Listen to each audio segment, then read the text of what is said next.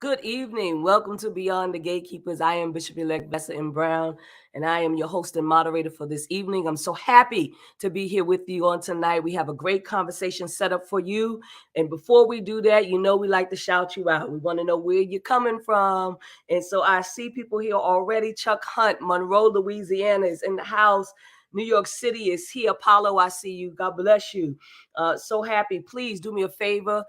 We have several social media platforms tonight. Facebook Live here on Beyond the Gatekeepers. We have it also on Bishop Yvette Flunder's page, as well as Instagram and Twitter and YouTube. So we got audiences everywhere. And so we want you to like and share. Make sure that somebody is hearing this conversation tonight. Good evening from Ohio. God bless you. Thank you for being here tonight. Colleen, Texas is here. San Francisco Bay Area is in the house. Puerto Rico is in the house. Lovely. Minnesota is in the house. Stafford, Virginia is in the house. Paris, California is here. Flint, Michigan is in the house. I see you, Darnell Ishmael. God bless you. Connecticut is in the house. South Carolina is in the house. Oklahoma City is in the house. Baltimore is in the house. South Jersey, listen, we live. We're all over. Chicago, Illinois is in the house. I love how you do what you do. Do me a favor. I see my brethren is here, Keith Sibley from SGL Cruise. God bless you, Keith. We're glad that you're here. Atlanta is in the house. We can't go nowhere without the ATL. And we love that. Again, Oakland, California, Louisiana, again, is here. So happy for all of the people from representing your state, your country. We are worldwide as well, and we are excited. Also, you can catch us on the radio. We're so happy that we are on online radio. And so Bullet in Flight Productions is where you can find us on Thursday nights in case you miss Wednesday. Landover, Maryland is here. Los Angeles again. California is here. Boston, listen, the East Coast is riding through here too. New Jersey is here. We are excited. Again, we're asking you to like and share for this conversation. There's so much to talk about. And tonight, we're going to be talking to the author, Josef Sorett. But before we do that, let me just start bringing in everybody that's going to be on the show tonight. We have a wonderful, wonderful opportunity tonight. My brother is here, friend and brother, Bishop-elect Troy Sanders. He's helping to move this conversation along on tonight. He is the senior pastor of Rehoboth Fellowship of Atlanta. He is also an Episcopal assistant for the Fellowship of Affirming Ministries, and we are excited about his presence. Bishop-elect Troy, please greet our platform tonight. What a joy it is to be with everyone, Bishop-elect Vanessa and all of our co-hosts and co-panelists. I'm excited about the conversation. For so long, we have not been able to have these robust and open dialogues around sexuality in the Black church and church in general. So I'm here for the conversation and up for it. Looking forward to it. Thank you for the invitation. Thank you for your yes, sir. We appreciate you. Philly is here. Yeah, Missouri is here. Somebody said New York City. Yes, we are in the house tonight. And let me bring on our next person. He is not a guest. He's with us on a consistent basis. And we love him. We love his commentary. We love the information and the wisdom and the insight that he gives. He is Bishop Carlton D. Pearson, author, progressive spiritual teacher, and thought leader. Bishop Pearson, will you come and greet our platform tonight? Well, happy Wednesday night to all of you. It's snow and ice here in Tulsa, but I changed rooms so I could accommodate tonight's conversation. It promises to be quite intriguing. Even to have Bishop Troy here means the degrees is going to go up about 50 because he don't hold nothing back. But sexuality, sensuality, sociology, and spirituality are inextricably connected in any culture, whether they acknowledge it or not. The church, particularly the Black church, has denied half of that, the sensuality and the sexuality. We like the sociology, and of course we emphasize the spiritualities to hide what appears to be the weaknesses in sociology, sexuality, and sensuality. I think our guest tonight will bring out some very interesting points, and we will corroborate and learn as we listen and share. It's going to be a great night. Call your mom and them. Tell them to tune in. You're going to love it. Thank you, Bishop. And tonight, our guest, he is a friend, and I just enjoy his presence. He has a great mind. He is a brilliant man in the person of Josef Sorett. He's the professor of religion and African American and African Diaspora studies at Columbia University in New York City. That's how I met him. I am grateful for his presence tonight. Josef, come on and greet our audience tonight. Good evening, good people. Bishop-elect Vanessa, thank you so much for the invitation. Bishop-elect Troy, pleasure to be with you and meet for the first time. And my former pastor, as I was just saying, from my years in Tulsa in the early 90s, good to be with you, Bishop Pearson, as well. Thank you all for the invitation. Glad to have you. You are quite welcome. I want to lay a foundation if I can, and then I'm going to get off to the questions. Again, I see you, Fort Myers, Florida, Rochester, New York. Continue to like and share this conversation. I see you, Yvette. God bless you tonight. Fort Smith, Arkansas is in the house, y'all. They are here to hear this conversation tonight. And so what I want to say is that I know that this book brings together what I consider to be an interdisciplinary roster of scholars, great minds, and practitioners that analyze the politics of sexuality within Black churches and the communities they serve. And so this book is written in essays and in conversations. We have leading writers who are reflecting on how Black churches have participated in recent discussions about issues such as marriage equality, reproductive justice, transgender visibility in American society. And they also consider the varied ways that Black people and groups negotiate the intersections of religion, race, gender, sexuality across historical and contemporary settings. And so, Josef, let's get right to it. My first thing I told you is, let us define Black church. Oh boy, I don't know if we're going to get beyond that. I think we may get stuck there the whole night, right? And that is, it's great that you start us there, because I think, right, this book its origins were in 2010, right? And this was a few months. Right? So obviously one of the big contexts at the time were debates around what was then called same-sex marriage, which we now think about it under the language of marriage equality. But another debate just earlier that year was following a blog that Princeton professor Eddie Glaude wrote for Huffington Post called "The Black Church is Dead," which sparked a whole set of conversations, right, about what the Black church is. And so I don't know so much that I'll add for a single answer, as I'm sure the other conversation partners tonight have their own take on this, but frame the way in which that category is itself very much a point of debate. Are we talking about the historically Black denominations that trace their origins, many of them back to the age of independence, the founding of independent Black Baptist churches, the AME Church, African Methodist Episcopal Church, with its founding in the seat of independence in Philadelphia in the 1780s, right? These historic Black institutions, denominations, or the emergence of Black Pentecostal denominations at the 20th century, like the Church of God in Christ or the Church of Christ Holiness.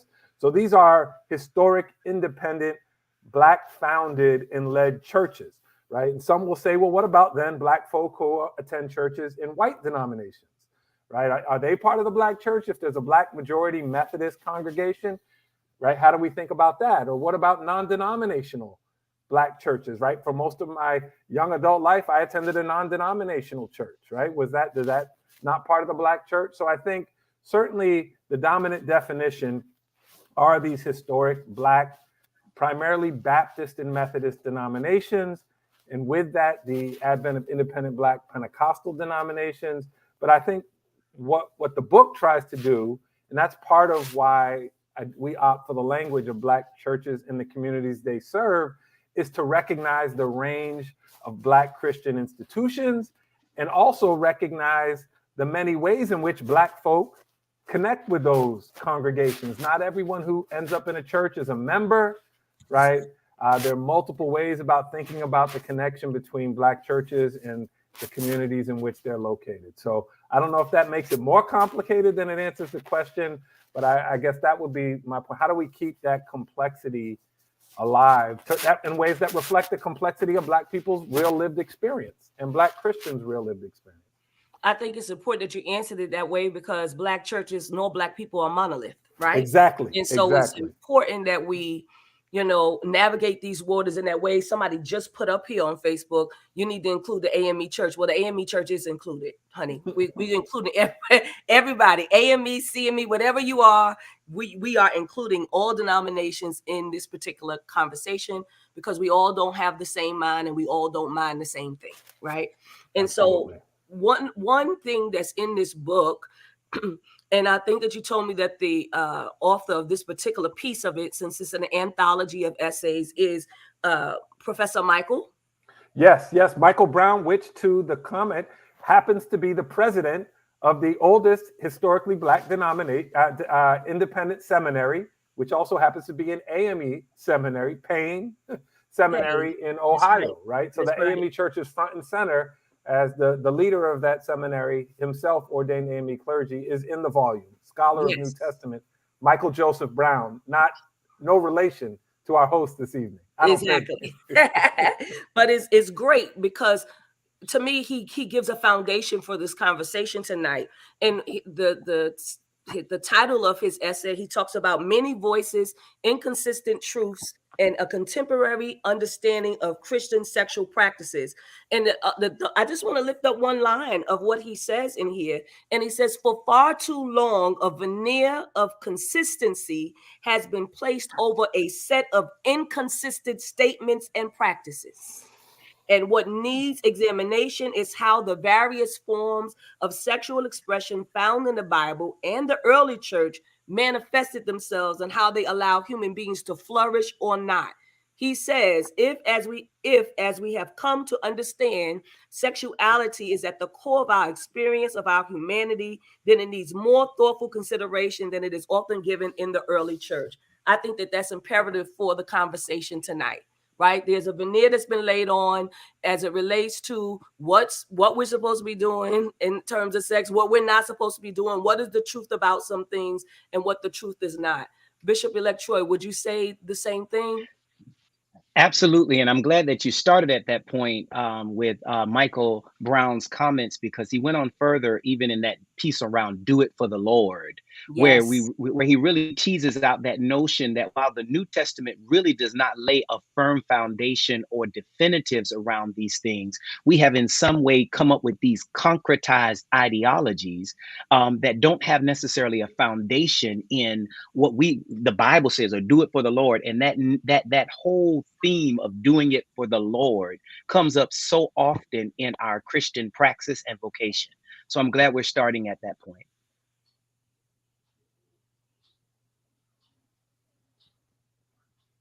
Bishop Pearson, do you have a comment on that? I would say that, excuse me, first of all, Black is not just a culture or a color, it's an experience. And American Blacks experience their Blackness at a level that even the other countries in the Caribbean and even in South America, where there are also many slaves, none of them were treated with the violence that we were over here. And we were taught our religion, not our spirituality. Blacks were taught their religion from white evangelical Anglo-Saxons, British, European people who emphasize fertility. They saw us as builders and breeders. And so a lot of the psyche over 400 years for African Americans or American Africans is based on a Judeo-Christian, white, Middle Eastern, heavily Jewishly moral standard. And it's not necessarily, early Africans were freer spirits, freer people. We saw spirits in life and everything. But over here, we got jaded by this mentality, the imperialism, the colonialism, that whole mentality of them trying to control us. So whatever we are today, and however we look at our sensuality or our sexuality or our sociology, even our psychology, is based on those roots. It shouldn't be, but that's just the way it is. The Black church in America has been Americanized. And we had to be Americanized and Westernized and colonialized to even be a functioning church. So that we have to start from there and then breed out. Our policy is not just sexual politics, it's sexual policies, most of which are violated, if you be honest, because we have a lot of adults, quote unquote, adultery, fornication, sexual acts within the church. My grandfather was a Pentecostal preacher, and he would sit in church with my father. My father was amused. He would say, "See that sister? I slept with her, and Sister Smith around there. Oh, I had her several times." And he didn't talk about people outside the church. The sexuality was all within the church. So that's an important observation. We like to, if we're going to quote unquote sin, we sin among each other, so we don't ruin our witness outside the church. Yeah, basically that's how it was, right? Yeah. I want to, before I get into the questions, and I know that you all, if you have questions as well, Bishop-elect Troy, Bishop Carlton, Bishop Pearson, feel free to ask those questions, and as well as to the audience. But before we do that, we want to let you know that we are going to give away 2 books. And so we want to make sure that you put hashtag Beyond the Gatekeepers. That's hashtag Beyond the Gatekeepers if you want to win a book tonight. But remember, we're also going to take questions. And if you have a question, you have to put the word question in front so that we can recognize that it is a question and not just a statement, so that we can ask that question tonight. And so to our first question, I think, and I received this, it says, why is it that sexuality and holiness are treated as incompatible identities within Black church culture?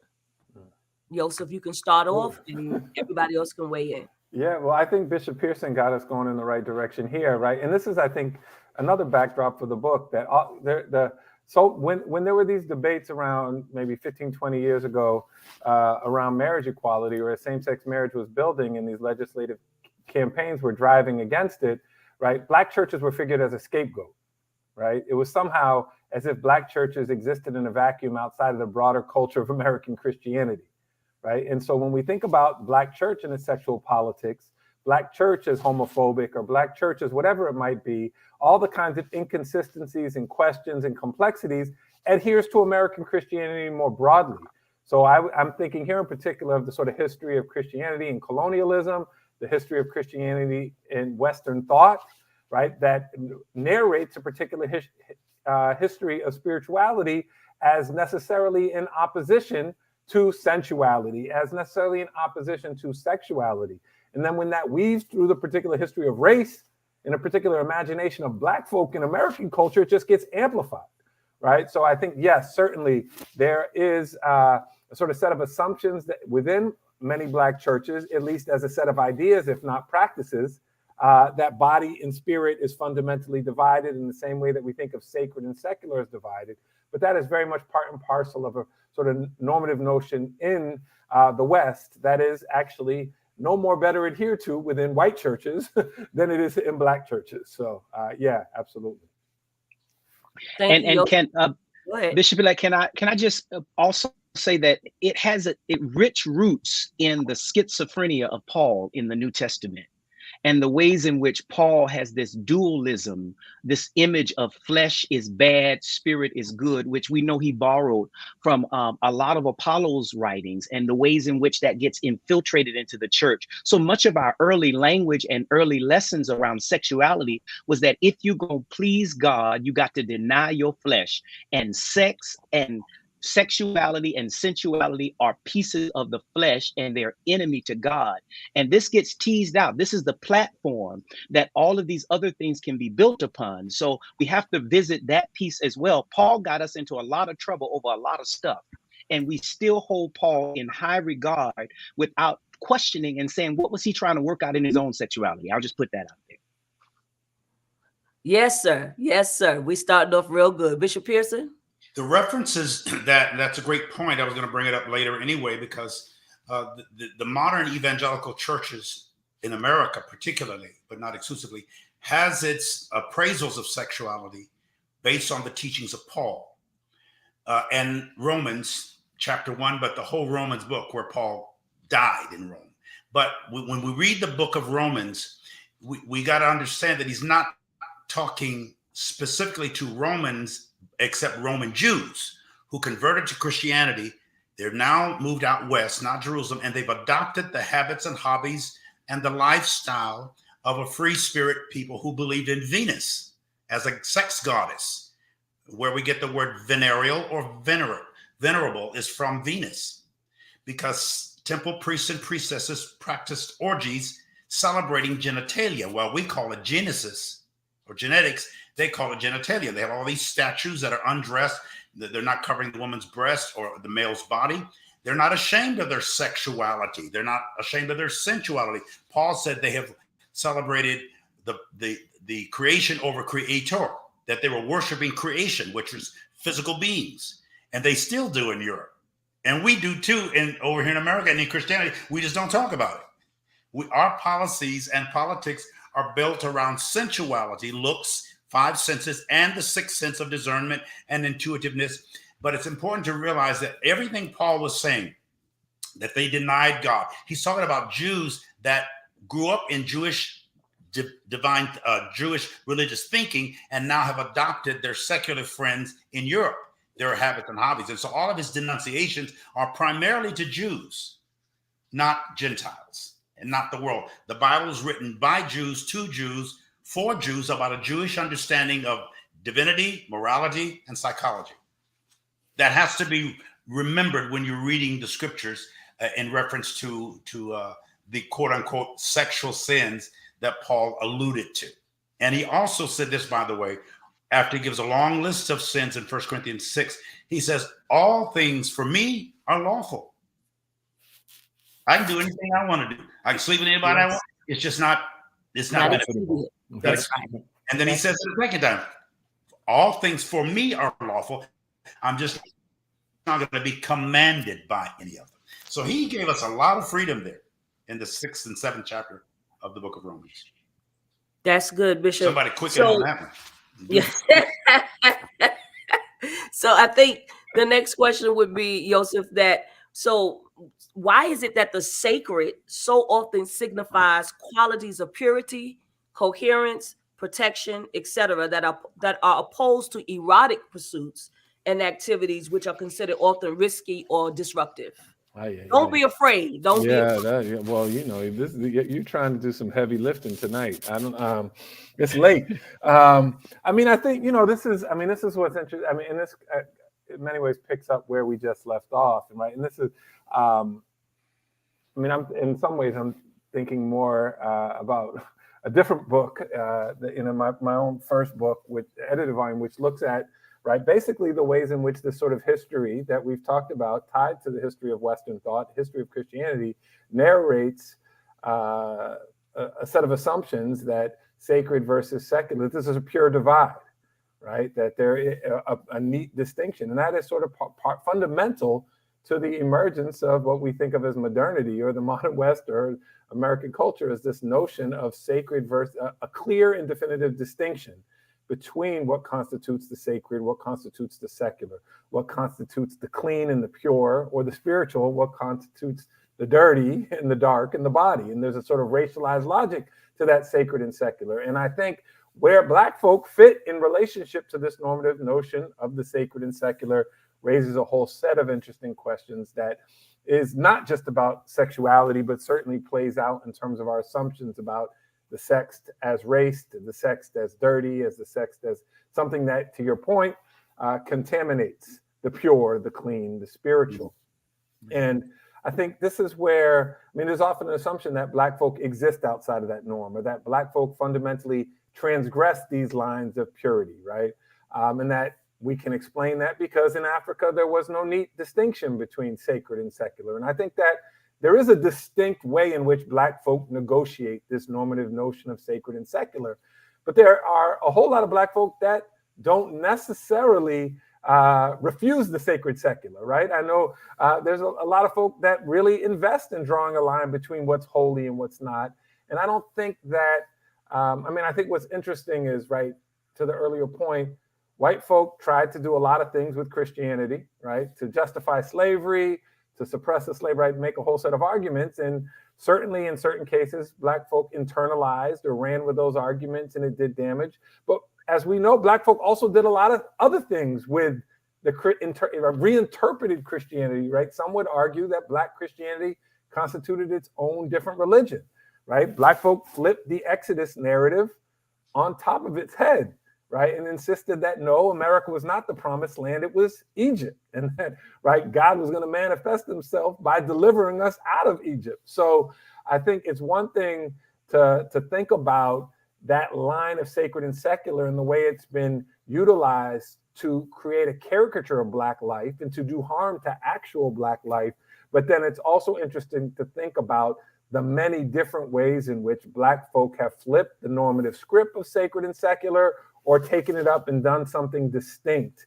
And that those kinds of different things that Black folk have done with sacred and secular are so fundamental, even if not recognized as such, to what we know to be American culture, right? Whether it be gospel music, whether it be the preaching tradition, whether it be political discourse, right? So much of that is premised upon what Black folk have done in the context often of our churches, to remix a set of normative scripts about American life. Thank you. Bishop-elect Troy? No, I concur. And I think that the conversation is, for me, it kind of hinges on under what will the next frontier of the work be as we move through this, right? Because there's still so much more work to be done. And I think that's the question that I wanted to ask Josef at some point tonight. Like, what do you perceive that as being the next frontier of the work, particularly within our marginalized communities?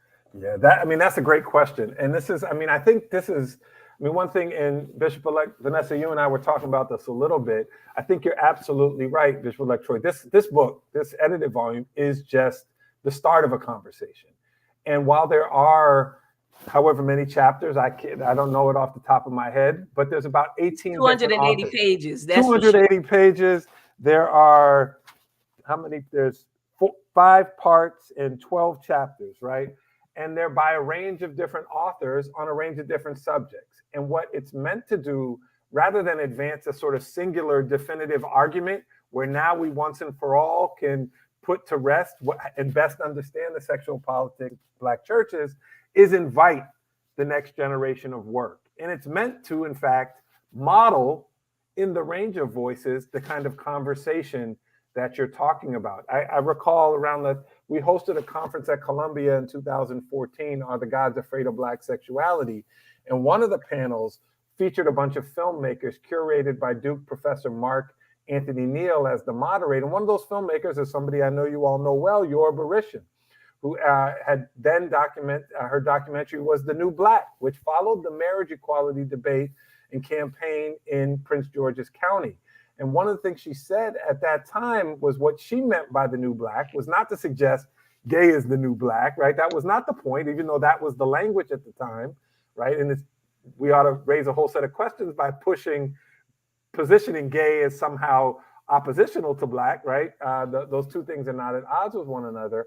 But one thing that stuck with me with what Yoruba said back then was that what the film was supposed to also capture was the new kinds of conversations that were already taking place within the context of Black communities that were much more complicated than the very idea of pitting gay versus Black, right? That these conversations have always been central within our communities, across different kinds of Christian communities, Black, white, and other. And so what the book hopefully does in the chapters on Bible by Michael Joseph Brown and Nisha Jr. is invite and try to hopefully bring more attention to the range of work that's been being done for some time and invite new work in biblical studies. Chapters on preaching by Brad Braxton and Luke Powery, right? There's a set of folks who've been preaching for years on questions of sexuality and in the face of great risk, right? And so how do we create a space for a range of different kinds of sermons that move the conversation to a new step of a complexity? And so I hope the book does that, is create a space for more work, but also capture the fact that work has been done for a long time on these subjects, just hasn't necessarily always received the broader hearing that it deserves. Thank you for that, because I think it's not just, as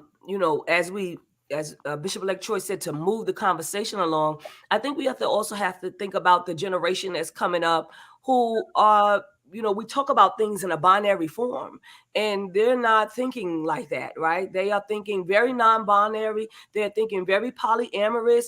These are things that we have to talk about, and they still love God, and they still love Jesus, and they still want to worship, and they still want to have a place to praise God at. And most of them are not coming to the churches because it is shunned and frowned upon. This young lady here in this statement, she says, I think, this is Kristen Walker, it's the impact of white supremacy here in this country that folks in a binary thought process, which kills imagination and nuance. And I think that she's right. Yeah, this is a tough one, and I want to defer to the other panelists here. Let me shut up, because I could go on here. I don't know if either Bishop-elect Troy or Bishop Pearson want to jump in here. I'm glad to say something. But I think there's a value to that point, but I think there's also a host of sort of other things going on. And white supremacy has a serious and significant history, but I think that white supremacy does not help to explain the full total of who we are as Black folk.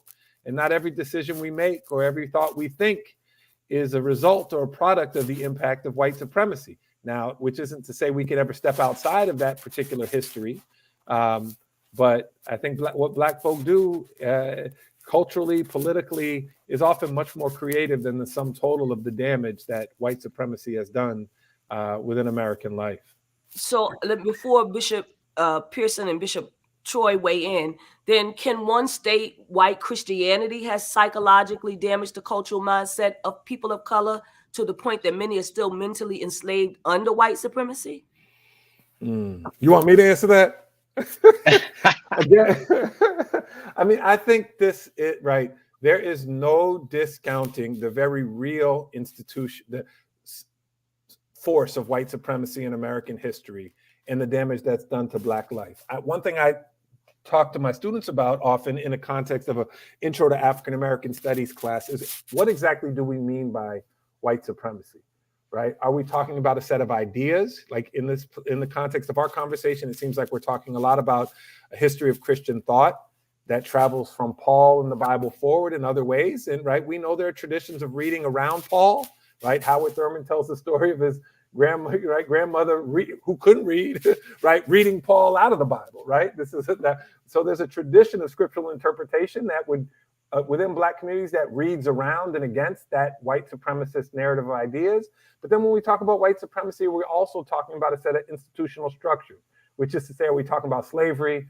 Are we talking about Jim Crow? Are we talking about the various ways in which racial asymmetries continue to shape our lives in the aftermath of the so-called legislation of racial equality following the civil rights movement, right? So part of what I often want to say to my students, and I would say, we have to think in more precise ways about the way in which various ideas and entities and institutions that might be identified as white supremacy shape our lives. At the same time, right, throughout that history, across those institutional and ideological formations, Black folk have always found creative ways to move through and around in the face of that violence. And so I'm very reluctant to reduce the agency and creativity and imagination of Black folk to the sum total of those institutions and ideas that we identify as white supremacy. Because if that was the case, we wouldn't be here having this conversation right now. Excellent. Bishop-elect Troy, Bishop Pearson, you want to weigh in? Yeah, I just wanted to echo what Josef said. I think that it is very important to name and to sit with the realities of white supremacy. I think, but we also have to hold accountable Black church supremacy and the ways in which that institutional standards and norms have been teased out, that the not just the Black church, but for the sake of the conversation about the Black church hinges on this norm or no control. And so it is invested in our DNA as the Black church to give us this set of rules and regulations that say we can do this and cannot do this. And so I think that it's not just an issue of white supremacy, it's an issue of the ways in which the Black church uses control to keep people in line and to keep certain folk at the table and others away from the table, i.e. LGBTQI people, and the ways in which the Black church has pioneered oppression of women, oppression of same-gender loving people. And there's a way that we can put that churchy language on it, but underneath all of that is really the notion of trying to control us. And I think that the Black church has tried for a long time to control what goes on in sensuality and sexuality. Even though we may not say that overtly, we give certain nods to what is acceptable and unacceptable in our churches. Even in inclusive churches, we still give nods to that, and we have to deal with that. That is not at the feet of white supremacy. That's at the feet of control in Black church. Yes, sir. Yes.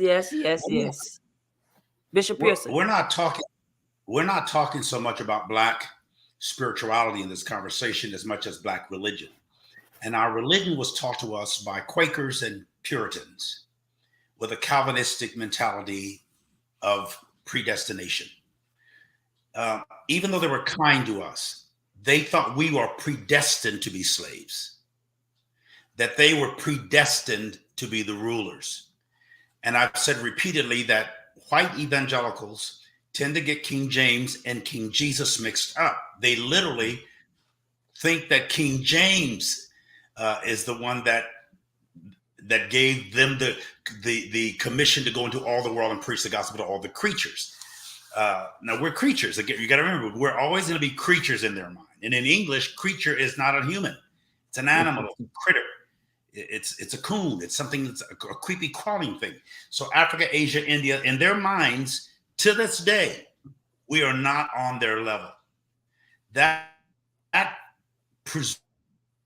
supremacy or superiority, white privilege and all is going to be there. So trying to, and they bred us to be breeders. They wanted their animals to have a lot of babies and us to have a lot of slaves. And, they checked our genitalia. They looked at us. They slept with us.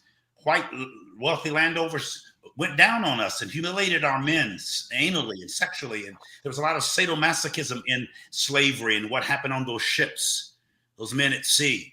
and watching those naked bodies or nearly naked bodies laid side by side for 7 days in urine and defecation and regurgitation, and women on their cycle. I mean, they humiliated us and demeaned us, and they washed us down and looked at our naked bodies and threw our naked bodies over. And remember, King James, before he had the book commissioned, he wrote a book on necromancy and witchcraft. He was heavily involved in that, and he was gay. So his sexuality, his sensuality, his sociology, his psychology, and whatever spirituality he had is mixed in the way that book is interpreted around the world, and particularly in the Western world. So we have a lot of digging to do to unearth, to excavate, and investigate and interrogate our own selves as to why we believe what we believe, how we came to these assumptions and presumptions. It's going to take a lot of work to do that, but the Black church has the first corporate way that Black people could be accepted and gain approval from white people is by becoming Christians and good slaves. Slaves, obey your masters. So religion, we try to gear our religion around what the white man wanted. And first, they wanted to rob us of our spirituality, of our ability to transcend, to put hexes and curses and blessings, because we were around that hundreds of years. That's part of our spirituality. So they crippled us in a lot of ways, and modern day preachers are not aware of this, or either they ignore it. We have to be very careful the way we respond to our white event, particularly Southern Baptist influence. That's the largest Protestant denomination on the planet. And in this country, it has heavy influence. And that's where slavery has its base, in Southern Baptist mentality. And we have to sort through. I've been doing a lot of thinking about this, especially since Trump became president, and how the Black church has the fingerprints and the footprints of its racist founders. Because we tried from AME on to make the white man like us. And the first time we got his approval was when we sang or said, "Jesus loves me, this I know, for the Bible tells me so." And the same Bible says, slaves, obey your masters, even if they're mean and rough. Submit to them and do it as unto the Lord, as unto the Lord. So they made slavery a religious discipline, if not a spiritual one. So we have to dig through all of that to be humble and loving and forgiving and turn the other cheek and let them use us. Now, sexuality in the church, because we're breeders, they didn't mind us breeding among each other in the early days. They didn't mind us having sex. And you didn't hear of same-sex attractions or eroticism in those days, but it existed, even if more pronounced among white people, looking at our bodies and our booties and our boobs.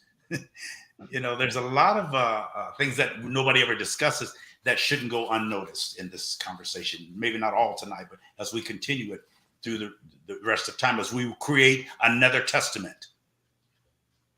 To move this conversation even further, particularly something that Bishop-elect Troy has said with regards to the Black church, and that this has to be laid at the feet of the Black church because of the control issues that the Black church has. And this is a book about the Black church.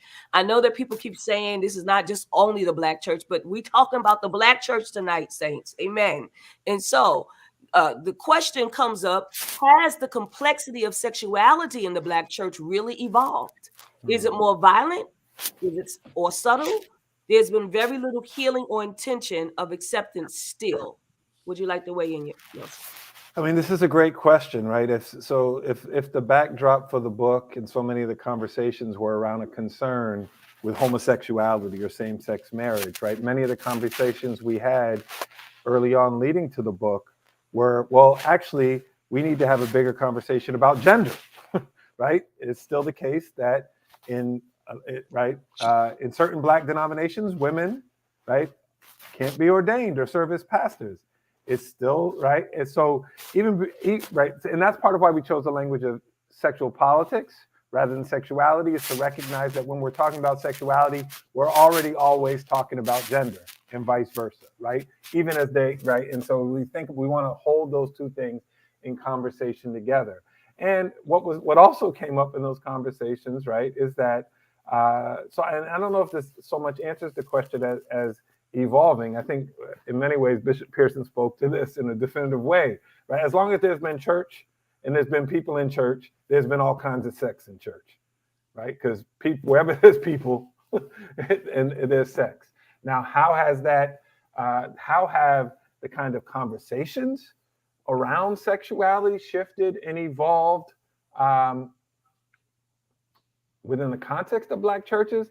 I think that reflects the sort of evolution across time and space of history, right? I mean, one of the chapters in the book captures the fact that in early 20th century, Wallace Best's chapter on the Reverend Clarence Cobb captures that, right? There's ostensibly an out gay Black pastor who's also a power broker in Chicago city politics, right? And so and I think, Wallace in gestures in this direction to suggest that, in fact, there was more space for out queer Black folk at that particular moment. Now, we can argue about that, right? So I think part of what the book also tries to suggest is that, right, to attend to these questions, we have to sometimes dig down into the specifics of particular moments in time and space and capture the ways in which individual churches, individual clergy, individual lay folk are navigating, right? Figuring out how to live their life in the midst of a set of debates about the day and in the midst of a set of possibilities within different churches, right? So certainly it's evolved. I saw one of the comments earlier reference the kind of policy debates that are happening in the AME church over the last couple of years around marriage, right? And so yes, right, the AME church is having a different kind of debate that has been pushed and argued for by a number of church leaders, right, and lay people. So certainly conversations are evolving, but there's, there are also ways in which there might, they move, those conversations evolve in different directions. So I think it is difficult to suggest that the evolution is one of a neat path towards progress, but it does, certainly there is change across time and space in this regard. Thank you. Bishop-elect Troy, Bishop Pearson, go ahead. The don't ask, don't ask, don't tell mentality has prevailed in the church for many, many years. In the last 25 to 30 years, people talking about sexuality, sensuality, not just same-sex eroticism or attractions or orientations, but people living together outside of wedlock, our stars, our movie stars, our entertainers. It's pretty common now to see a couple on television with 3 children and the mother's pregnant and the husband and mother, the father and mother are saying, we're thinking about getting married. And they've already got 4 kids and they've been living together for 20 years. That's acceptable in the culture. The church has known about sexuality, but it's like, keep it quiet. Just don't come in here talking about you want to get married. I mean, if you're going to be gay on your own. You're queer, you're funny, keep it quiet. But they're saying, no, this is the information highway, not the information lie way. Here's who I really am. I want you to accept me as I am. If you don't, I love this person, male or female, same sex or heterosexual. I love this person. I'm not ready to marry, but I'm living with them. We're sharing a bank account. We're getting to know each other. Now, as long as you don't tell us, we're cool. And we can know you're doing it. But if you tell it and it becomes your testimony and our children hear about it, that's when we say, all right, hold. Now keep that to yourself. Your old grandmother used to, hush, boy, you don't know what you're talking about. Hush your mouth. Be quiet. Leave that to it where you found it, that kind of thing. So this quietness, the silence is out there. And now we're living with a generation that says, to hell with all that. This is who I am. Shout, say it loud, I'm Black and I'm proud. Shout it loud, I'm gay and I'm proud. Say it loud, I'm not married, but I'm in love and I'm proud. Say it loud, I got a kid out of wedlock and I'm proud. I take a joint and I'm proud. I chew a gummy and I'm proud. I go to parties and I'm proud. That whole spirit is in the church today, white and Black. But the Blacks have been real good about this. Shh. From the Underground Railroad on, keep quiet. Don't be a tattletale. Don't tell everything you know. Don't say everything you know. Hush your mouth. Keep it to yourself. We don't need to know your business. In other words, We don't want to know your business, because if we know your business, we have to confront you. If I know you're gay, I can't let you usher. If I know you're married outside, if you're living outside of marriage, I can't let you be on my board. Now, I can take your tithe and your offerings, and I'll pray for you, but you can't have leadership and be known as gay or living outside of marriage with somebody you love. So that's something the church is still sorting through. And we're not the ones that are making that decision. The younger people are saying, you either take me or accept me as I am, or you won't see me again. I'm out of here. We need to have some of these younger people sometimes. Absolutely. I can tell you right now, but I think that we might be a little bit afraid of some of the things that the young people gonna say when they get up here. I know a lot of them, and I'm really cool with them, and they tell me things, but they're not gonna come up here and say certain things because they feel like they're gonna be shunned. They feel like we say we're inclusive, but are we really? Right? And so, I understand that, but go ahead, Bishop-elect Troy. No, I just wanted to say, I think that we have to start with the for me, I start at the point that one of the handicaps of the sacred text is that the sacred text does not do well with dealing with the notion of the evolution of change. We think that change is just one time thing, or this thing that we wake up and things have changed. The truth is, sex and sexuality is evolving as we speak. I dare say in 50 years, the way we see sex and sexuality will be very different than the way we see it now. And I think a part of the challenge is that we can't quite name it because it is still becoming. It is still unraveling. It's still revealing itself. And because we bring that notion of evolution to it, whatever we speak to now, however we frame it, will be limited in 20 to 25 years. We'll have to revisit it again. The text is limited on how it deals with race relations. The text is limited on how it deals with a number of contemporary issues. Things are changing and people are changing. And even though it might have been present in years past, the fact that we have all of these options now create these openings for people to define themselves for themselves. And I think we have to sit with that notion that we cannot create this one way to name sex. I heard Josef talk about gender expression. The ways in which gender expression shows itself, the ways in which we're giving birth to this whole system of androgyny, and the way we don't have a lot of definitions because we are becoming the same ways they taught me in seminary, right? That the first century church didn't have a sacred text because they were writing it. I think we're doing the same thing now, even around sex and sexuality, and we have to lean in, my opinion, to the intersections of spirituality and sexuality versus the ways in which they differ. I think that they're the same exact thing, two sides of the same coin. You show me somebody who's deeply spiritual, I'll show you someone who's deeply either sexual or sensual, because it flows in my mind from the same notion. That's good, Bishop-elect Troy. I agree 100%.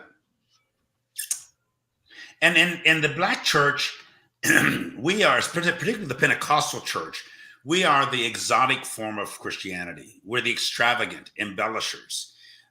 We exaggerate and exacerbate almost. And when we are shouting and vocalizing and physically demonstrating and moving and jumping in, it's very sensual. Our worship, at least the Pentecostal brand, is quite sensual and sexual and spiritual and social. The experience itself on Sunday morning.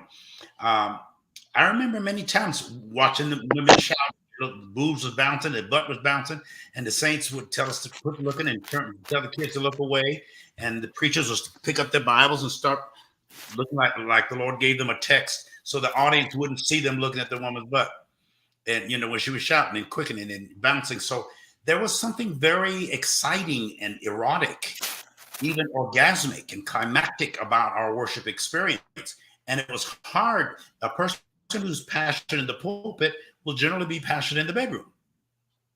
And a lot of preachers are passionate in the pulpit, but their wives weren't, or their spouses weren't. And so they lived out their expression with the other members of the church. I remember particularly as I alluded to earlier, my grandfather sleeping with the women in the church, and he founded the church. It was the pastor of the church and had a lot of authority. And Solomon we're taught he's the wisest man that ever lived. 700 wives, 300 concubines. You know, Is that the biblical message on sexuality right there? right? Yeah. Well, are we thinking about all? Don't answer. Don't answer. Don't answer. Don't answer that. Well, the way we address that is we said, well, yeah, but his last book, he opened it saying vanity, vanity, all is vanity. You know, swinging garden, hanging gardens, all this stuff. He ends up by saying it's meaningless. That's a very sad, somber, my least favorite scripture in the Bible. Vanity, vanity, for man that we're called the wisest, richest, had all the women, all the wine, all the wealth. And yet he ends his life by saying vanity. That's a whole program, isn't it? Absolutely. So this woman, Sherry Moore, says, I'm Black, queer, gender fluid, femme, ordained clergy. I reside in Oklahoma, and for the past 10 years, I've been attending and working in affirming churches. To this day, I continue to feel disenfranchised, fetishized, tokenized in all of the denominations, UCC, DOC, AME, etc. Black women, femmes are often disregarded and disrespected in church. Black church is soul draining for us in ministry. Wow. Mm. It's very sad. As they say, that's a word. It is. It sits. It's also a reality. And as It's a reality. Excuse me.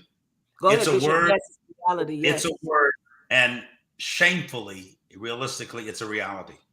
She's saying something that a lot of them don't say, who are treated the same way. They're in ministry, they're ordained, they're active in their churches, but they still feel the stigmata, or the stigma, I should say, of being the same gender a loving person. The gay, they'll grin in their face, shake their hand, let the minister say, well, you know, he's gay. She ain't straight. She's those little whispers, and they'll be there for a while. We got to give the church and the world a chance to shift.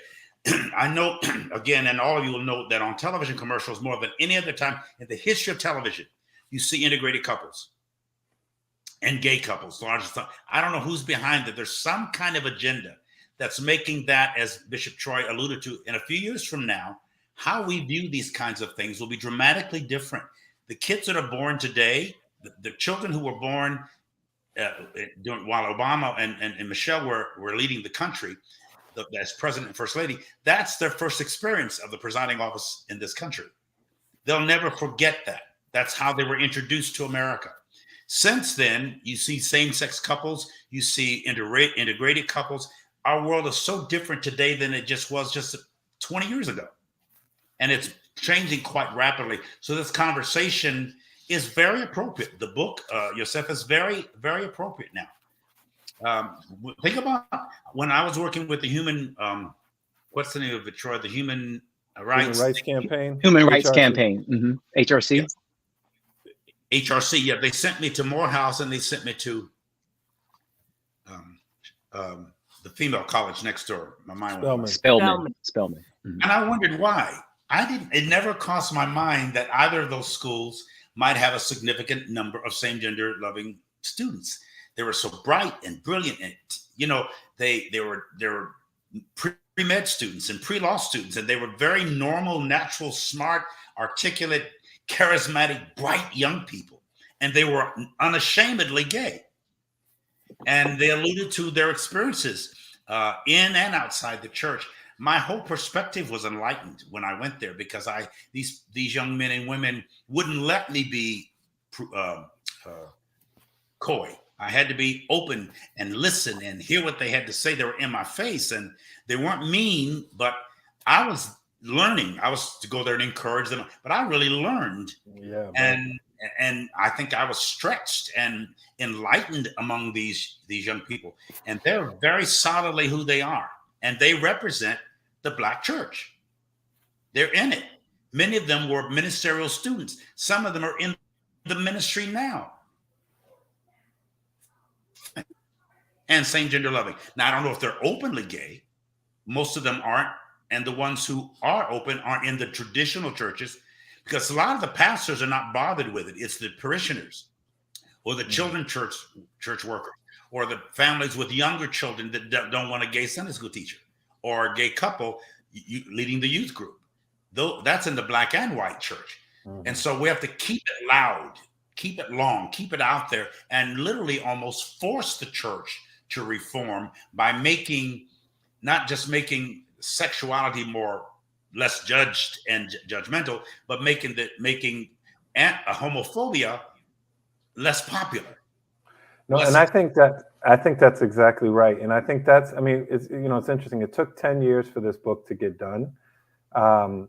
And I'm grateful that everyone who contributed stuck with me as it took me a while to, put the finishing touches and get it out.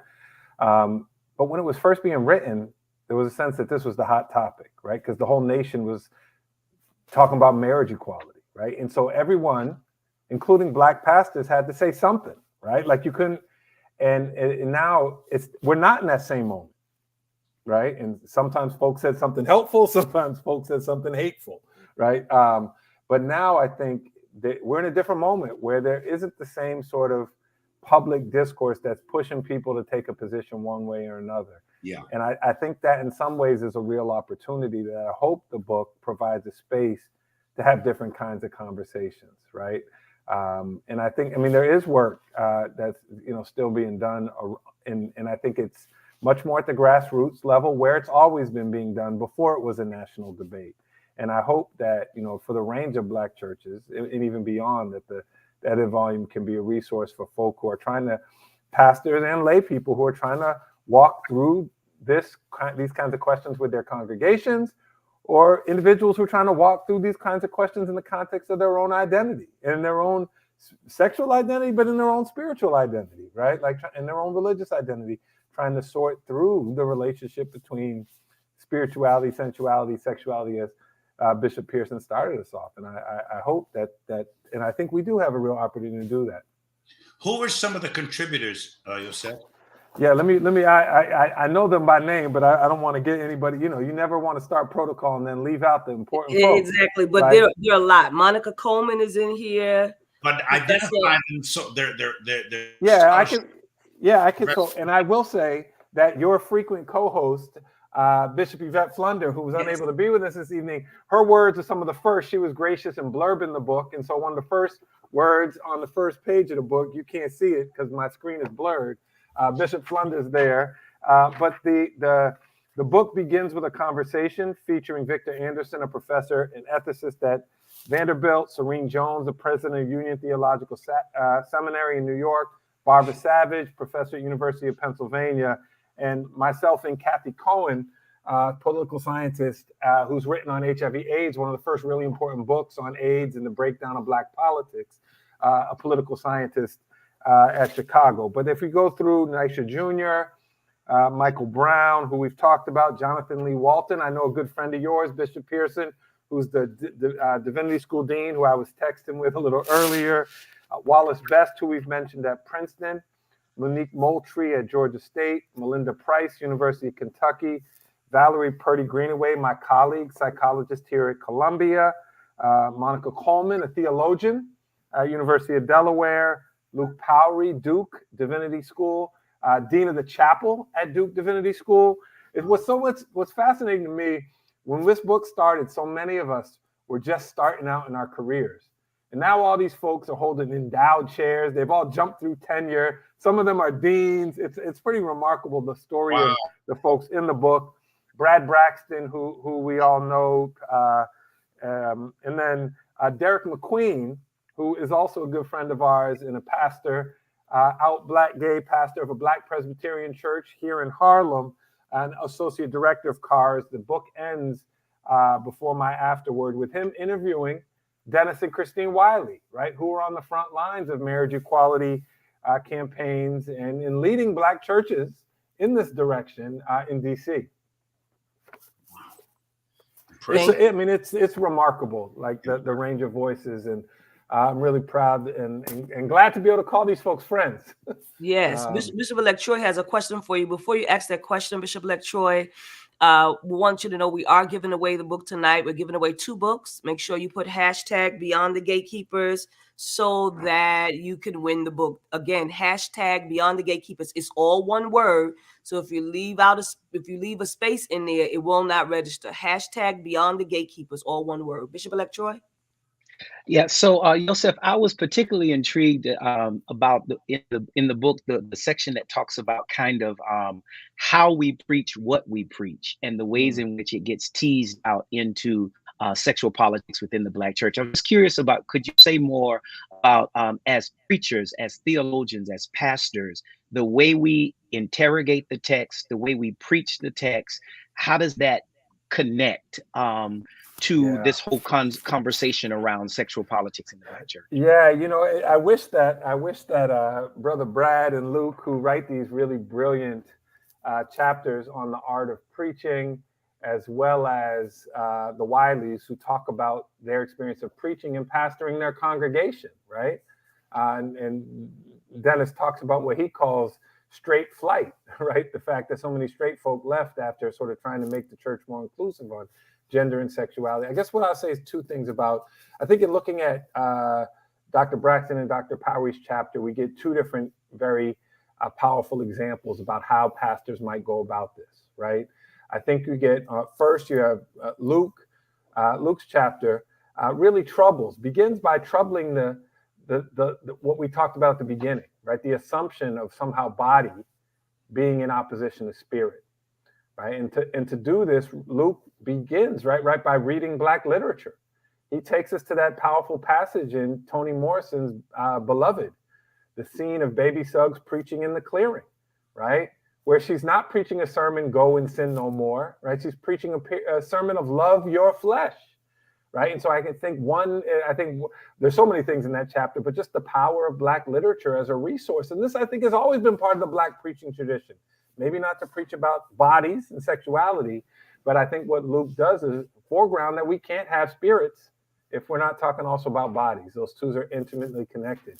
I think Brad takes a really different approach, and he's, I think, what might be read as maybe a little more provocative, right? He sort of wants to invite the congregation to think about sexual intimacy, right? Which makes folks uncomfortable in church, right? The fact that, right, well, not everyone, but a whole lot of folk in church have sex, right? Like that. And we somehow don't like to have that erotic dimension of ourselves explicitly named in the context of the congregation, right? I think we've already said that it's always there already in the worship and the dancing and the shouting that is often sexualized, but we have a way of talking around it. And I think what Brad's chapter does powerfully is, right, I think you can think of it as a way of, I'm remembering that powerful whining song from the 1980s of breaking up the fallow ground, right? And so Brad just basically names it explicitly, right? We're going to talk about sex in the pulpit, and there's no easy way to do that, and that may get you to lose some members, right? But how do we actually, right, invite those different kinds of conversations so that the church is a resource for some of the most important parts of their members' lives? And I think that and I guess what I want to underscore by even just mentioning both of those chapters is that there isn't a single way to do it. And it requires, I think, really, even before preaching, the pastor, the preacher, to listen and to hear the congregation, right? And to take cues from where the congregation is and take the risk of where, how best to enter that conversation in the context of the congregation they're serving. I think a lot of people still think that same-gender gay people of the LGBT community is afflicted with either demons or mental illness. That's a general unspoken subtlety within the Black church. And we tolerated or managed that, but we didn't know how pained and hurt and penalized same-gender loving people were. We didn't know about the suicides and the beatings, and because they didn't tell it. We didn't hear these stories. Now we're learning how cruel and insensitive and vicious the church has been. We should be the most compassionate, and we haven't been, and we've not understood. And being compassionate towards somebody you don't understand doesn't mean approving of what they're doing. If they're an alcoholic or a drug addict, and unfortunately, we always put sexual sins in the same category as all sins. Pathology. Especially say sexuality. We make it the worst of the worst. Yep. Why? We haven't even discussed that yet. But we have drinkers and drug users and adulterers and people that are. I had men in my church. I didn't realize it. That were very close to me hitting the girly bars. Married men. It just never crossed my mind that most of those men were married, close to me, would be doing girly bars. I didn't even know they existed. That's how naive I was in my town here, Josef. When you absolutely no, absolutely. I was all Jesus and the Holy Ghost and preaching and revival. I just didn't. I was out of touch with reality, and and I think I speak for a lot of preachers that are not mean or mad. They're just ignorant. Yeah. No, I think it means to not know. It means to not notice, or to not know it of. We try to ignore it, and what you're saying in your book, and what we've been discussing repeatedly, and again, I'm learning a lot. Stop ignoring this reality. Well, right, and I think we're incentivized and taught to talk around it or look away from it, right? Yes. Right, because there's a vested interest in keeping everybody in the church there, and keeping the control, like Troy said, it's really about control, but. Roland Stringfellow he's an MCC pastor, but he works with the fellowship quite a bit. He does a lot of work around sex and sexuality. And so he has a very good question. And I want to make that the last question we ask for tonight. Absolutely. The Black church is aging. Somebody say amen. Don't act like it ain't happening. Amen. All right. And COVID has been a challenge for many to survive. Yeah. Do you feel Black church is ready to pass on this institution to the next generation?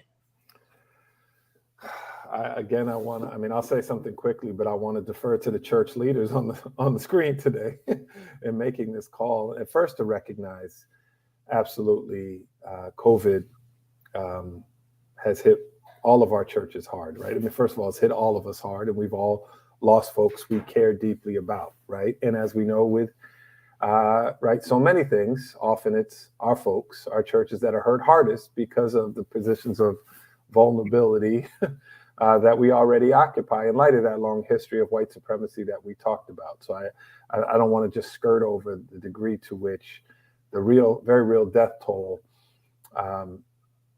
that churches have had to navigate, right, over the past couple of years as places that funeralize the dead, right? And the fact that we haven't, the limits and constraints for doing that is something that, we want to, I just acknowledge and recognize. In fact, right, the book itself is dedicated to a sister who worked with us for so long, a young sister who died in the process of the book being finished, Sister Janisha Gabriel. Powerful believer in the fullness of all Black lives, as the dedication names. And so I appreciate us turning here, but I just want to, I guess, recognize that and respect that loss that we're all still sitting with and working through. I think to the question of what this means for the next generation, I don't know that there's an easy answer, right? I've been part of a lot of projects over the years that recognize, and I don't know that this is so much the case in Black churches, right? That in the context of American Christianity, there's a whole lot of churches in which there are not pastors to lead them, right? And we can all think about in the towns we're in, churches that are now nightclubs or condominiums or what have you, right? That speak to migration patterns in urban centers, but also the fact that not as many people, right? We can also think about the seminaries that have closed, the freestanding seminaries, and there's, right, because there's not as many rushing into the pulpit as there were in years past. I think this does have some impact on Black churches, but it's certainly not the same degree, right? The Black pastor, the pastorate is maybe not the prized profession as it was in early years, in the ways when Du Bois documented the Black church at the turn of the 20th century alongside education. But there are still, right, the same dynamic of the decline of the church has not hit Black churches. So I think Black churches have often been preoccupied with keeping young folk, as all church are, as a mechanism for keeping the church alive. But retirement is always not an easy thing to talk about. And so the question of how that generational torch will be passed is a real one. So that was more than I wanted to say, but it really was just a setup to hear what the religious leaders say, what the pastors, the bishops on the line might want to say about this topic. So I think for me, I'm not quite a bishop yet. Sorry, I honor, bishop-elect and then the bishop. I honor Bishop Pearson. But when you were talking, one of the things, and Bishop Pearson, I'm sure you probably will remember this as well. I locate myself, most of us, in the deep South or Pentecostal church. There was a lot of language growing up around the changing of the guard. Like I heard that so often growing up about there's a changing of the guard coming. And it was an alluding to the fact that there was another level of leadership that would be brought onto the platform. What I did not hear in that same conversation was in order for the guard to change, somebody had to die. Typically, it was connected to some sense of loss or separation. And I think that to answer Roland's question, I don't think the church is quite ready, but I don't think we're not ready because of tokenism type of things. I think it's questions of identity, isolation, and insecurity. I think there's a lot of identity connected to roles as senior leaders. And when that time comes for leaders to have to look at passing the baton or giving way to new leadership, there's questions of identity get called into place. And I don't think sometimes we really sit with that reality of how much investment has been made in that. So identity is an issue. And then isolation, we're in silos in so many ways. While we talk about the church as this organism or organization, we're definitely still separated. And insecurity is, I'm not just naming, I want to be clear, not just about insecurity around people's insecurities of themselves, but financial insecurity. Yeah. We're talking about preachers, pastors, and leaders who have given all of themselves to this work, but didn't have retirement plans or 401k plans. So the conversation about thinking about what next will look like, there's some financial tentacles to that if I give this up, how will I live? And those coming on after me, how will they live? And Bishop Flunder often says that the relationship of a founder to a work is very different than the one who come after a founder, because a founder will sell everything to make sure the work goes forward, right? But someone else coming after a founder doesn't have that same kind of investment. So I think that we've not done a lot of work around planning for what does life after the pulpit. Most preachers who get into ministry think I'm gonna die in it. And we wear that as a badge of honor versus the ways in which we have to go and reimagine what does relationship with the church look like as it evolves. And I'll call it again, Bishop Pearson's song and the project about there are people who don't want to cross over, but they have that responsibility to hold hands between what was and what will be. And that's a tenuous place. It's a difficult one. There's no evolution without dissolution. And the whole planet is evolving. And a lot of things are dissolving before our very eyes. We're all suffering from PTSD, post-traumatic stress disorder. In the last 2 years, I read a statistic last week that over 20,000 churches have closed since COVID. 4,000 preachers not just resigned from the ministry, but changed professions, alluding to what Troy was saying regarding income and finances. Volunteerism is down. Attendance is down. Pentecostal people are used to an electrifying service, but we're not used to an electric service. And so an electric church. I can't get no help up in here. Ain't nobody up in there to give you help. Turn to your neighbor and tell, ain't no neighbor. And so we're empty. Hammond B3 helping us tune up. We can't put on our show. So psychologically, there's a lot of men and women that are needing therapy. First, we're trying to talk to each other like this. These guys are depressed and they're frightened. And I'm finding more and more young people who just aren't interested. First, I found that offensive. Then I found it frightening. And now I find it enlightening. Why are they not interested? Now, I'm a baby boomer. I'm the oldest one here. You all might remember those little Sunday school cards that they gave us when you went to Sunday school with you. What's our subject of our lesson? And what's the memory verse this morning? And what's the scripture? You know, we grew up around that. These kids don't know anything about that. Sunday school is playing games and computers, and so they don't teach the stories. They don't have the discipline. It's just not. That's a 20th century expression and experience that doesn't fit in the 21st century well, or if at all. This is not the same church. I was born, as I often say, halfway through the last century, 1953. I'm 22 years into the next century. I don't even know what's going on. So it's like, I'm not trying to bring something into this century. I left the wardrobe in the last century. I'm trying to find out what to wear. We're all learning. We appreciate you, Bishop. Okay, y'all pray my strength, because I don't know what the hell is going on. I'm trying to be holy. I can't even quicken right. It seems like the quicken.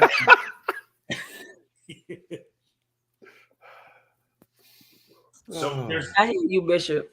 The resolution is important, and we're saying it in jest because we don't know what else to do. We're laughing to keep from crying, but it's just not the same.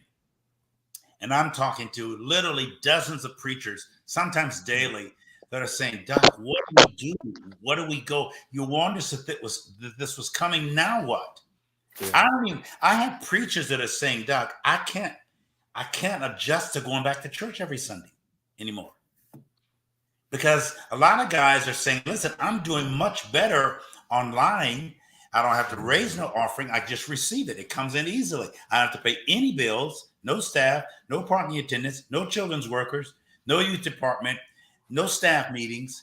My expenses are down, but I make enough to take care of me and my spouse and my children. I ain't doing it no more." And they're saying that to me. They hope it never changes.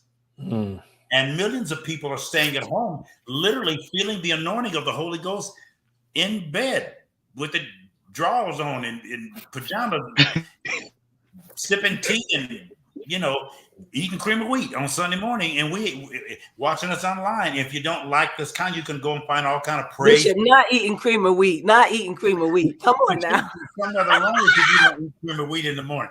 Y'all eating all this healthy stuff. Talking about protein drink. Give me some oatmeal and cream of wheat and leave me alone. Bishop-elect Vanessa is getting late. So I'm getting ready to go. I was going to say, really, Josef, first of all, thank you. Thank you so much. It's been an incredible conversation tonight. And I want to actually give you the privilege to actually give the final word, give a final statement to us tonight. Well, first of all, my statement would be gratitude. Thank you for having me, including me in this format. I know she's not with us, but my thoughts are celebrating with Bishop Flunder, who's a dear friend and sister. And it's great to make new friends tonight, and Bishop Troy, and be back with old friends, Bishop-elect Troy, Bishop-elect Vanessa, and to be in conversation once again with my old pastor from the 1990s, not as far back in the earlier century. So I thank you for this conversation, for modeling it, for helping. This is the first event I've done for the book. So thank you for launching the book here. I can't think of a better place to do so. And goodness, this chat space has been crazy. Folks are involved in the conversation, and I hope that is a sign of more conversation to come. So thank you, Vanessa, my friend, who it's been a while since we ran into each other on the block at 120th, but I know we'll do that again. Thank you for making the conversation happen.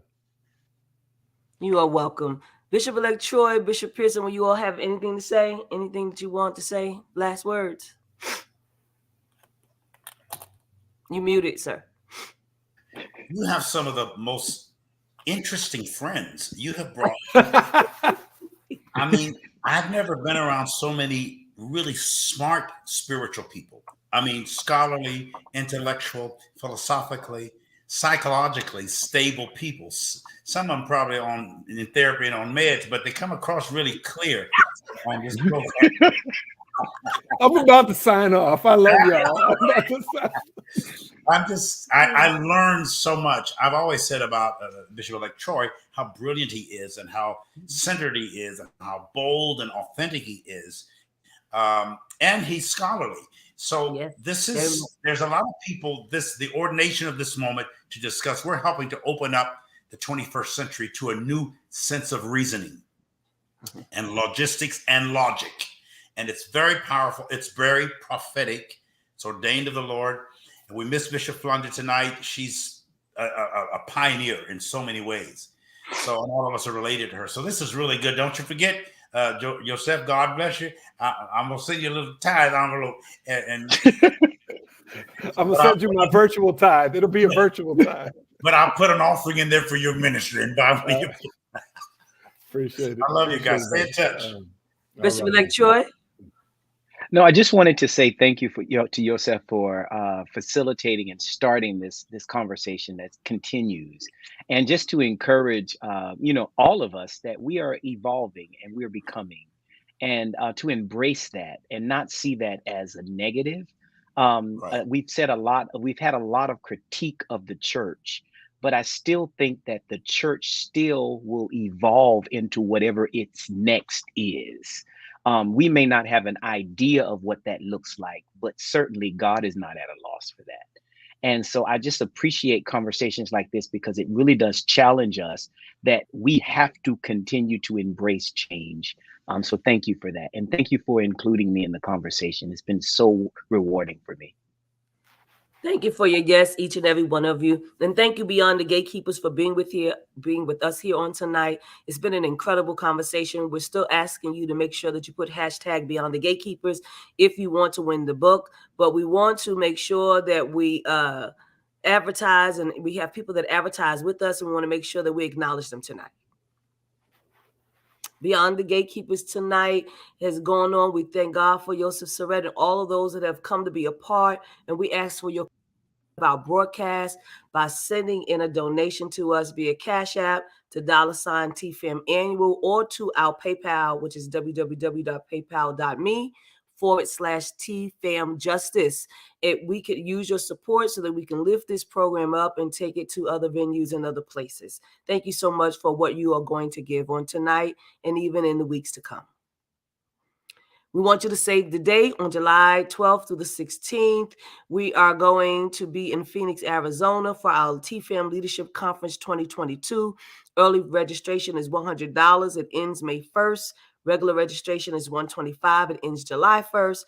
And on-site registration is $150. You can go online to the TFAM Conference 2022. You can go to our website. You can also go to our app and find all the information about joining us at the Arizona Biltmore Resort in Phoenix, Arizona.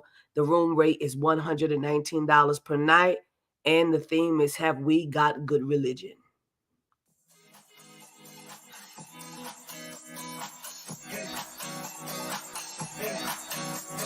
Hello everyone, this is Jess Dominic, owner of Bullet in Flight Radio, your story, our station. A proud supporter of progressive Christians from around the world. So please join us every Saturday and Sunday from 2 p.m. until 2 a.m. Eastern Standard Time for the best in gospel house, gospel indie, and inspirational word. And if you're looking to submit your music or sermons, please send us an MP3 and artist pick to bulletinflightpros@gmail.com. All submissions are free. Thank you for tuning in, and God bless.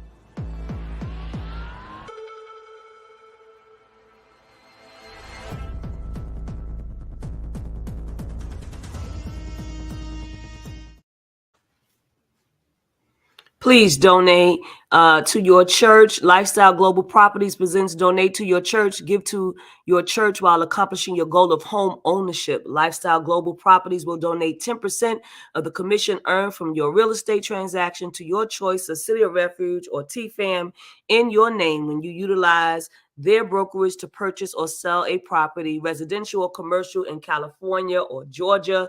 And the proprietor of this particular business is Antonio Mattier. If you want to get in touch with them, you want to sell your property, you want to give a commission to TFAM or City of Refuge, please contact him and his company, Lifestyle Global Properties. TNT, Tuesday Night Talks, RIM Fellowship, United Church of Christ for RIM Virtual Experience. You can go to www.rimatlanta.org. Bishop-elect Sonia E. Williams is their senior pastor, and every Tuesday at 7:30 p.m. Eastern Standard Time for everyday real, relevant Bible-led conversations. You can find them on Facebook, Instagram, and on YouTube at RIM Fellowship UCC. Thank you for patronizing the Healing Place Apothecary. Tonight is Nubian Flunder's birthday. She is having a special for today only. Remember, California is 3 hours behind, so if you're in California, you still have time to make a purchase. There's like a serious discount going on tonight of her product. Again, the Healing Place Apothecary. Go to www.thepthehealingplaceapothecary.com to make sure that you patronize this business. She is the daughter of our presiding bishop. And of course, we have Sky Michelle's Teas and Things. If you need a t-shirt, if you need a mug, or anything else that you need made, go to www.skymichelle.com. That's www.skymichelle.com, where Sky Michelle is the kid boss. You can follow her on Facebook or her Instagram page at I Am Sky Michelle. There you will find collections of Dope Black t-shirts. Dope Black is Black History Month, but you can wear those shirts anytime. Faith t-shirts with faith quotes, YA Flunder quotes, Kara motivational quotes, and she can customize your t-shirt, your sweatshirt, or whatever it is that you want to purchase. Please make sure that you patronize this little girl, 8 years old. God bless. Kara Solutions, focus on your passion. Let Kara handle the rest. Owner and proprietor and founder is Susan A. Webley. She does remote production and video conferencing, admin and tech support, custom branding, show development, training. Please visit her website at www.kara-solutions.com, or you can email her for a free consultation at sue@kara-solutions.com. If you want to advertise with Beyond the Gatekeepers, please email us at beyondthegatekeepersshow@gmail.com. That's beyondthegatekeepersshow@gmail.com. Thank you so much for being a part of this show on tonight. And we're going to make sure that we do the raffle tonight. So if you have put the hashtag in, hashtag Beyond the Gatekeepers, we will see who the 2 winners are right now.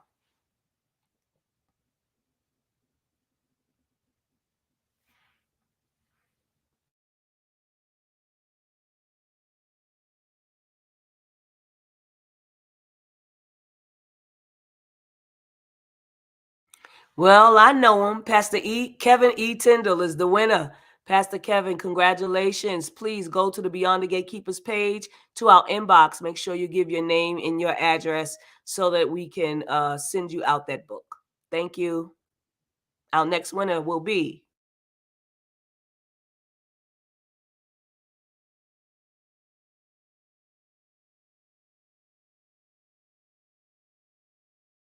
Tanya D. Jackson.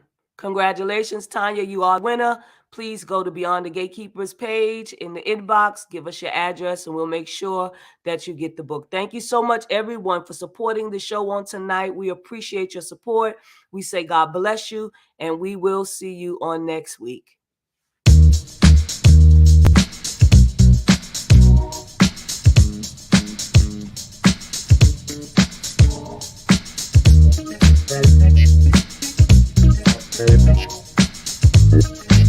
Thank